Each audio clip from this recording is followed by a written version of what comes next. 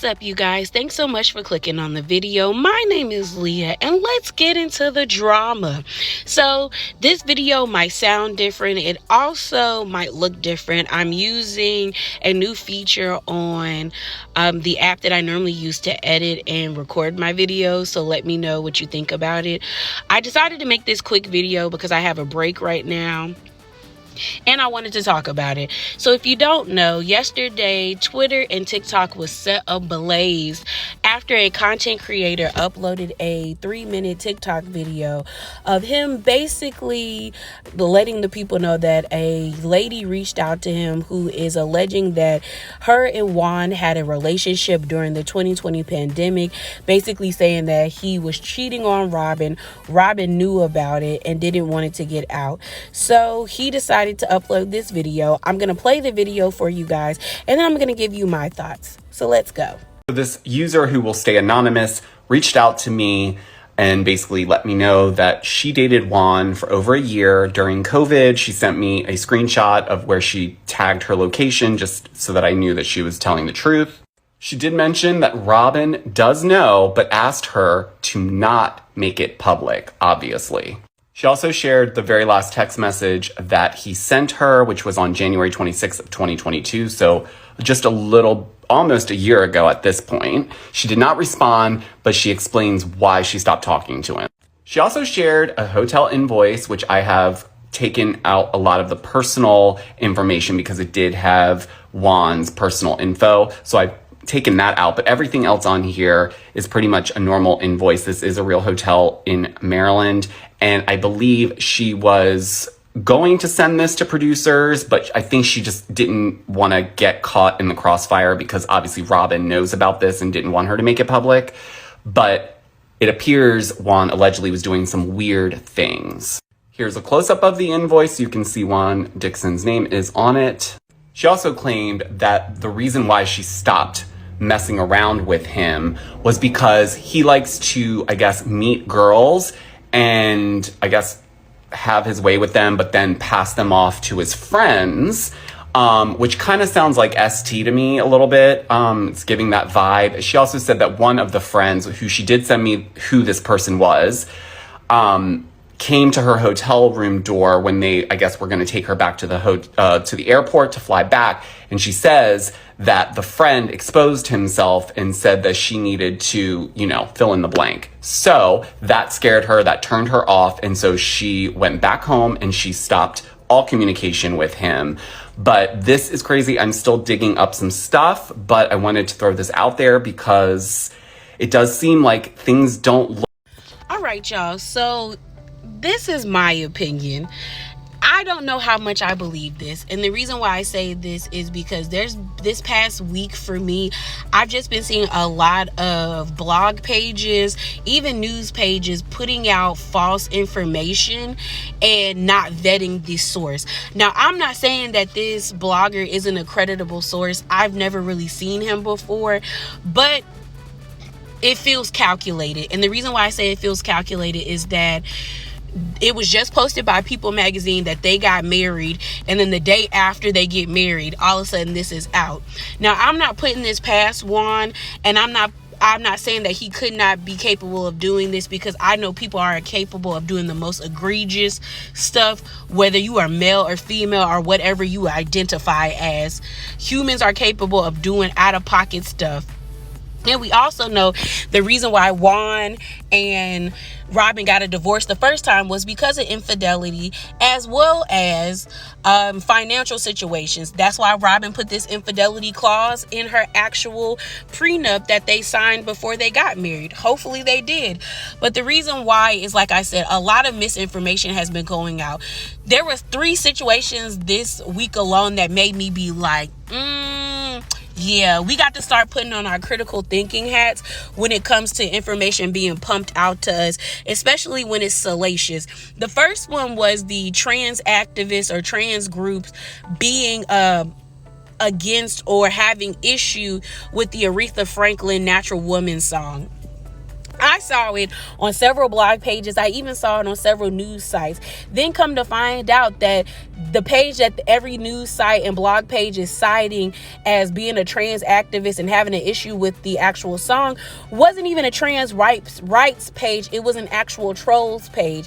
And I'm like, these are national syndicated like news shows and sites and blog pages. Well, the blog page is not national, but these are supposed to be creditable sites with quotation marks around it, and they're pushing out false information against a community that is already oppressed, ostracized, and it's constantly in danger of like violence. And it's like, wow, like y'all really didn't vet this information, but they put it out there for clicks and views. Then you have the whole Keith Lee situation, and if you don't know who he is a well-known or a rising content creator, a Black content creator who he does independent food reviews on mom and pop restaurants that are somewhat at like kind of at a financial disadvantage in a sense, or like they're struggling. He comes, he reviews it.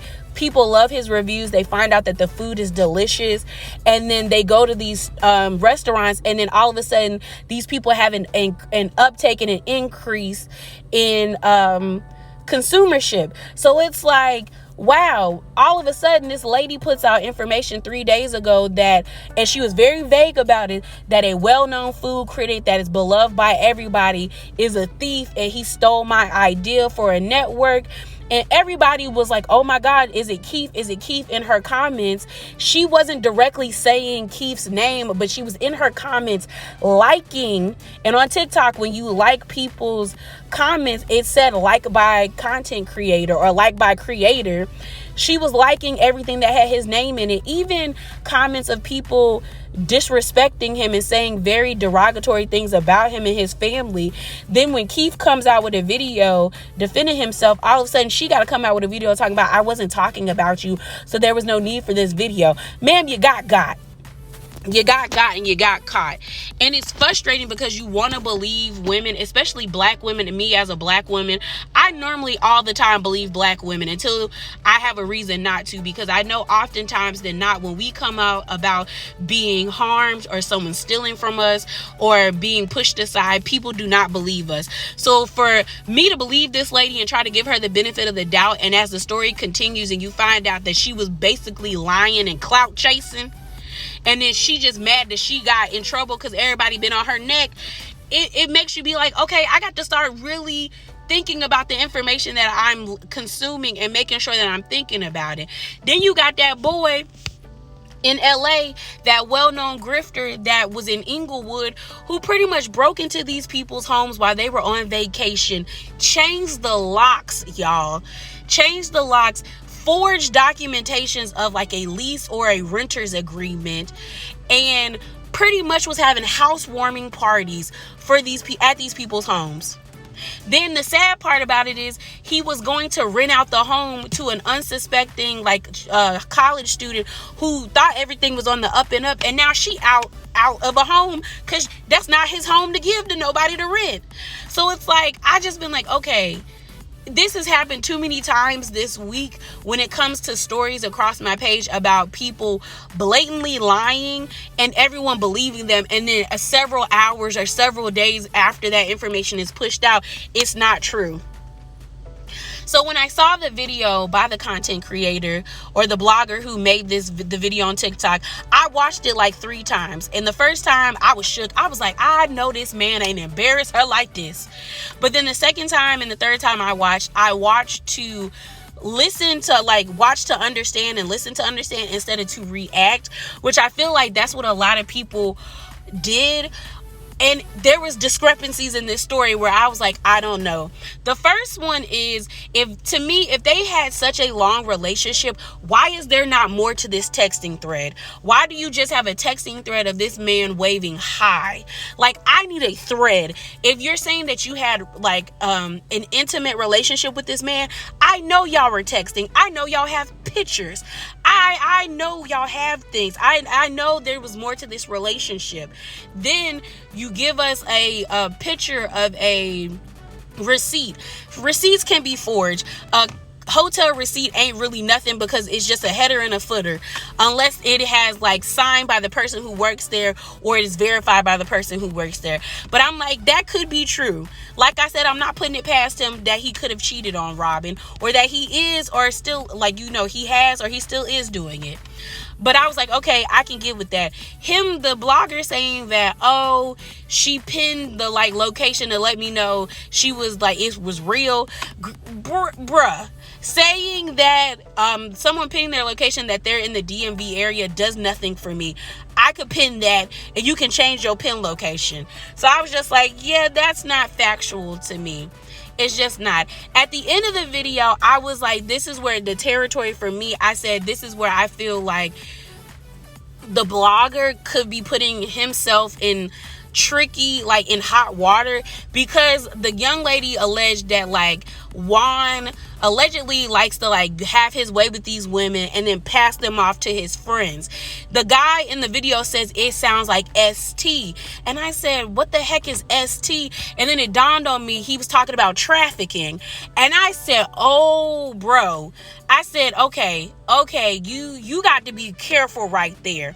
And like I said, people are capable of the most egregious things, so I'm not putting it past anyone.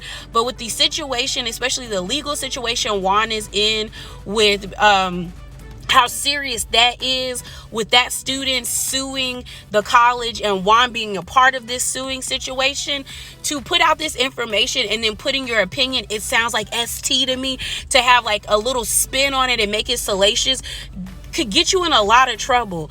We are now in the day and age where a lot of people, especially content creators who talk about celebrities or things of that nature, have been getting sued and downright told sending cease and desist because people trying to take away their channels and demonetize their channels. And I was like, if I was him, I would definitely be careful. Like, give your opinion on the information, like, just like, but don't give that type of opinion. The other part about this that I like, that also makes me like side-eye this, is just like everybody just like already being like, oh, I knew he was cheating. When since episode like for several seasons, we've been talking about Karen and Blue Eyes, but now someone shows you screenshots of a high hand in a text message, a possible receipt from a hotel, and a pin location. Y'all believe it, when I guarantee you everyone's like, they don't believe that picture that Robin had, but y'all only believe it because y'all. I really just dislike the way this fandom moves at times, because I guarantee you, had this same information came out about Ray or about Eddie, everybody would have been like, I don't believe it, I need more. But had it been about Chris or Juan or Gordon, everyone would have been like, I knew it. And I feel like I want people to be fair across the board, and I know everyone's not built that way. I know people allow their disdain or their dislike for someone to get in their way of being critical about the information, because it's like, I don't like that person, so I'm just gonna believe it. But I need more. That's all I'm gonna say. I need more. Like I said, I don't put it past Juan, but the receipts that were given ain't receipting for me. And for all you people saying I can't wait for the reunion, when they bring this up, they can't bring it up. The reunion wrapped. They finished the reunion on last Thursday. They're not talking about this at the reunion. They might talk about it next season, but they're definitely not talking about this at the reunion. But that's my thoughts, y'all. So remember to be bravely authentic and hop down in them comments below. Bye.